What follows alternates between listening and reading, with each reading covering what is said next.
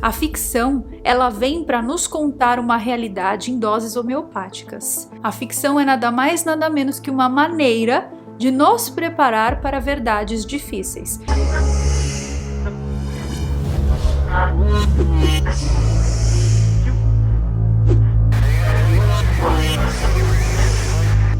O vídeo de hoje será uma análise ocultista por trás de um dos piores filmes da Marvel. Bom, pelo menos é isso que diz a crítica e a bilheteria sobre esse filme. O filme Eternos da Marvel é realmente ruim, principalmente para quem está 100% preso à Matrix desse planeta. E hoje, através desse vídeo aqui, eu vou te provar que esse filme não é ruim. Muito pelo contrário. Ele tentou passar uma mensagem absurda para a humanidade. Mas, como a humanidade está muito perdida dentro de seu próprio ego, está muito aprisionada a uma ilusão, a humanidade não consegue enxergar de fato a mensagem ocultista por trás desse filme. E para fazer esse vídeo aqui, eu tive que assistir o filme pelo menos umas 5 vezes. Então, por favor, deem muito valor para essa produção de conteúdo, porque deu muito trabalho para fazer. Compartilhe, deixe muitos comentários, deixe muitos likes para provar para o YouTube que esse canal aqui é sim relevante e para provar para o YouTube que você gosta de assistir aos vídeos aqui do canal. Alerta! Sim, nós teremos muitos spoilers dentro desse vídeo aqui. Então, se você ainda não assistiu o filme, essa é a hora de você sair desse vídeo. Se você não assistiu o filme e você quer continuar assistindo a esse vídeo aqui,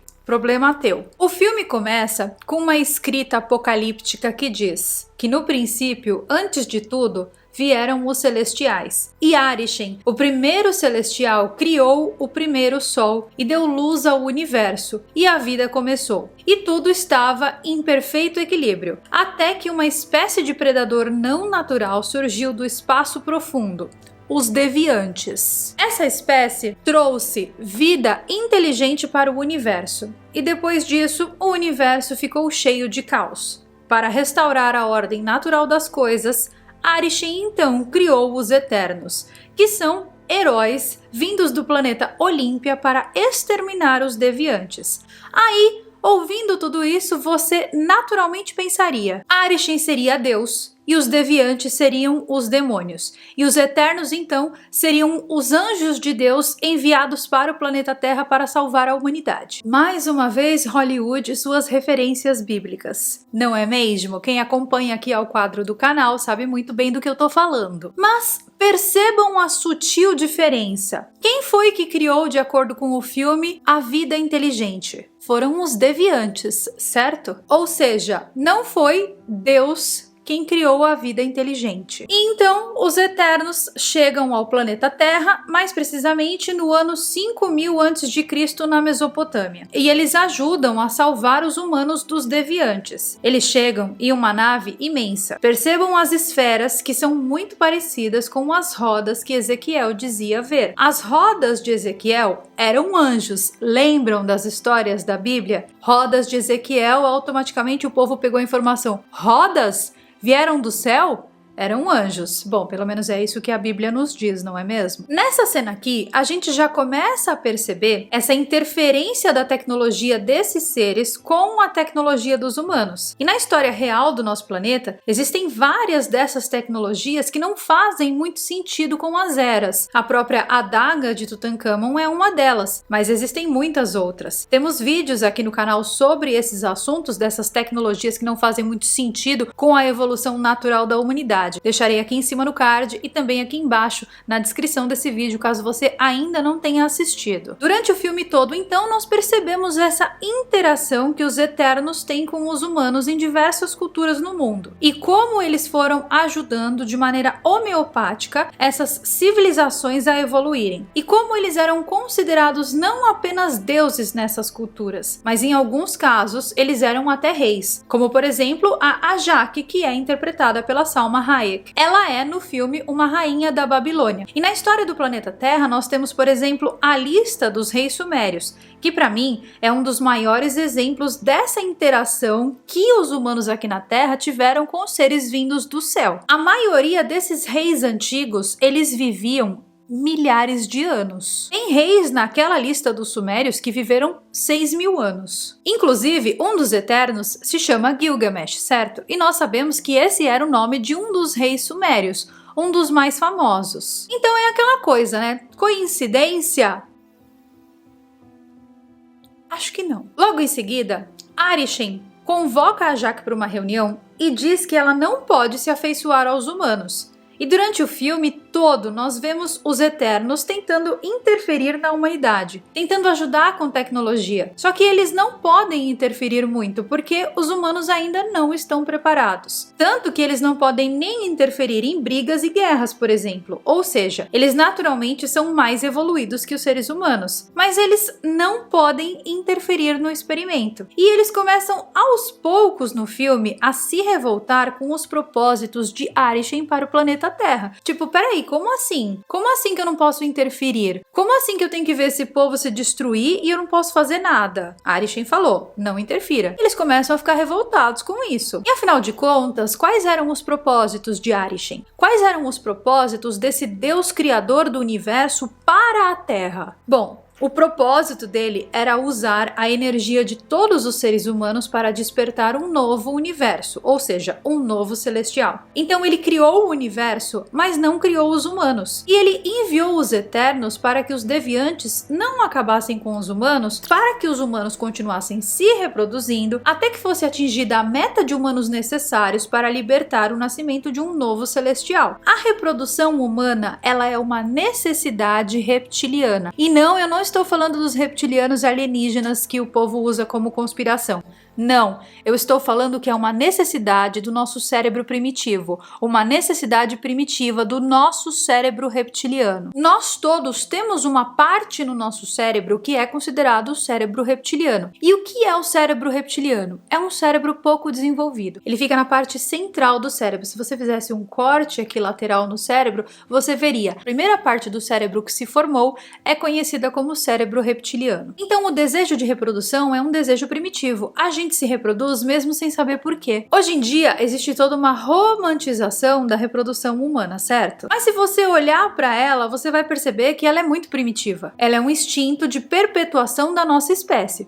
Certo? Ou seja, um instinto primitivo. Então olha que interessante a proposta que esse filme Eternos traz pra gente. Os humanos foram criados com o intuito de servir de alimento, ou seja, de energia, para a criação de um novo universo, ou seja, para a criação de um novo celestial. Os Eternos, então, começam a perceber esse plano maligno desse celestial, que é Arishem, que seria uma correlação com o que nós temos hoje, Deus criador do universo. Os Eternos, então, começam a entender a natureza perversa dos planos desse celestial, ou seja, dos planos de Arishem, dos planos de Deus. Porque esse celestial, ou seja, Deus, ele quer destruir a humanidade inteira. E é então que os Eternos começam a enfrentar esse celestial. Tipo, peraí, o que está acontecendo aqui? Eu não vou deixar você fazer isso. E quem é que é a criatura no universo conhecida pela capacidade de desafiar o arquiteto do universo? Quem é que é conhecida pela criatura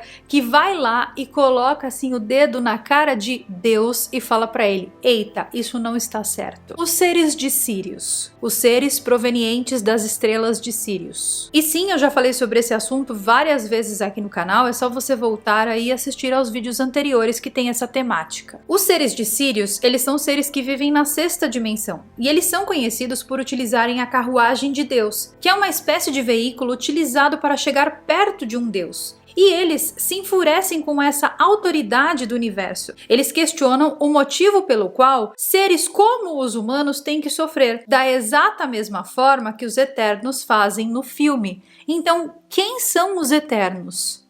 Os Eternos são alienígenas provenientes do sistema de Sírios. Curiosamente, nós temos muitas referências na história, no passado do planeta Terra e da humanidade, da interação desses seres de Sírios com os humanos. na própria cultura dos sumérios mesmo, na cultura dos egípcios, na cultura dos incas, dos maias e até na cultura do povo Dogon na África. Então o filme Eternos da Marvel pode até ser ruim, pode até ter uma crítica péssima por parte dos críticos do cinema, mas quem entende que ele está nos contando a história da intervenção alienígena na Terra começa a ver esse filme com outros olhos. Esse filme, ele é um verdadeiro abrir de olhos para a humanidade, para que nós então percebamos essa ilusão que nós existimos e que nós somos sim controlados, manipulados e que sim, nós vivemos dentro de uma Matrix. Bizarro, não é? Bizarro analisar as coisas por esse ponto de vista. É bizarro olhar para o filme Eternos e enxergar o filme Eternos como uma intervenção alienígena. E gente, nós vamos ainda mais a fundo aqui. Percebam o que foi essa intervenção alienígena que os Eternos fizeram, que os seres fizeram no passado. Eles desafiaram os propósitos que Deus tinha para a humanidade. Deus queria acabar com a humanidade. Deus queria destruir a humanidade. Por quê? Porque nós éramos apenas energia para ele. Nós éramos apenas aqueles que iríamos alimentar o nascimento de um novo universo. E aí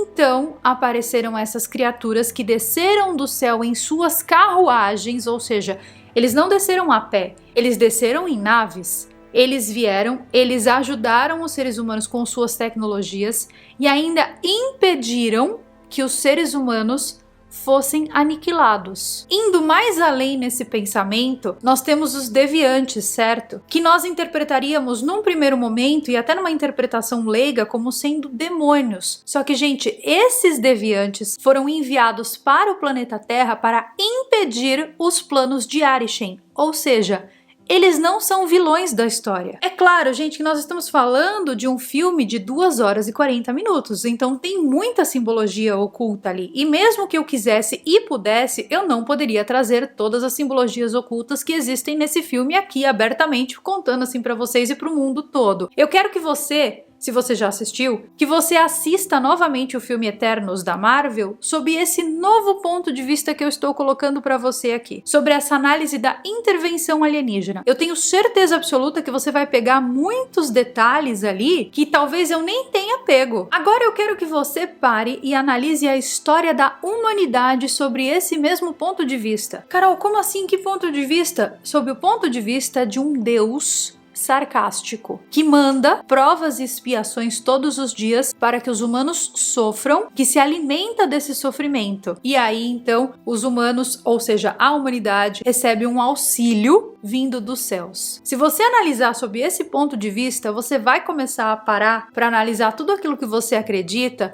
e você vai começar a se questionar nas coisas que você acredita. Ou seja, realmente o que eu acredito faz sentido ou eu estou perpetuando crenças que não me fazem sentido nenhum, mas eu continuo perpetuando essas crenças porque o meu instinto de pertencimento pede que eu não saia disso. Eu preciso pertencer, eu preciso ser aceito. Um filme da Marvel poderia ser só mais um filme da Marvel, só mais um filme de heróis. Mas percebam que quando eles trazem essa temática que é muito cabeluda, o filme não vai bem. O filme não entrega tão bem assim, a bilheteria não é boa, a crítica não gosta. Por quê? Porque ele está revelando a verdade sobre os nossos antepassados. E essa verdade vai contra todo o sistema do planeta Terra. É uma verdade extremamente difícil de ser, primeiro, entendida e, segundo, transformada. É uma verdade que ninguém vai conseguir transformar, mas é uma verdade difícil de engolir. Imagina você olhar para tudo que você acredita e você ter que repensar as suas crenças. Aí vai ter gente aqui nos comentários que vai falar assim: nossa, gata, viajou muito.